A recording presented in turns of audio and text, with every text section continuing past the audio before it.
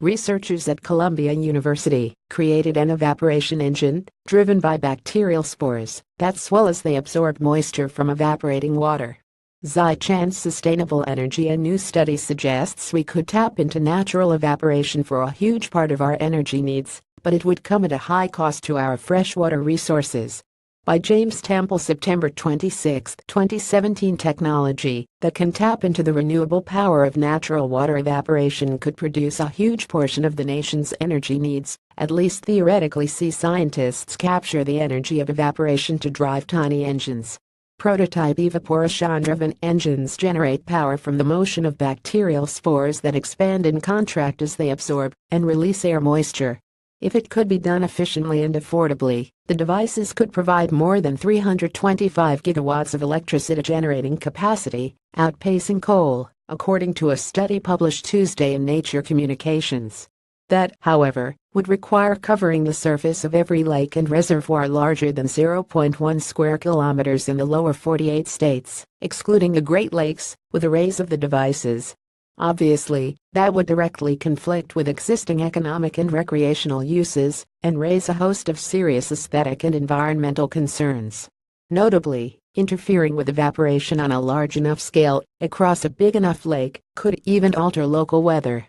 But study co-author Oscar Sahin says that the paper is more of a thought experiment designed to underscore the potential of the technology and the importance of advancing it beyond lab scale rather than any sort of literal development proposal.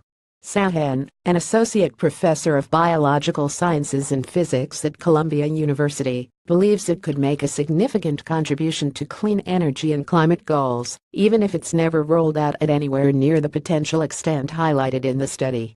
He says that early use cases could include remote reservoirs already generating hydroelectric power, where it's not as likely to interfere with other uses.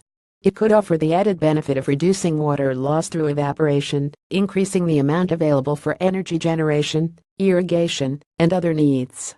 The team of scientists also created a tiny evaporation-powered car, dubbed EVA. Sahin and colleagues at Columbia have been working on this technology for years. In a 2015 paper, the team described an evaporation engine that relied on Bacillus subtilis spores adhered to stacks of film attached to shutter mechanisms.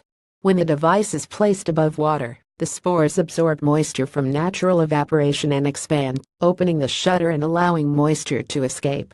The spores then dry out and contract, closing the shutter once again and allowing additional air moisture to flow in and restart the process.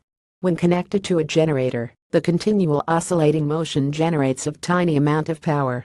As MIT Technology Review previously reported, and its centimeter by its centimeter water surface can produce about 2 microwatts of electricity. A microwatt is on a millionth of a watt, on average, and can burst up to 60 microwatts. The team has continued to work on improving the efficiency and scalability of the technology, exploring additional materials and means of spore adhesion. Because the technology is largely based on biological materials, the eventual cost could be lower than solar photovoltaic cells and other technologies that require specially manufactured materials, Sahin believes.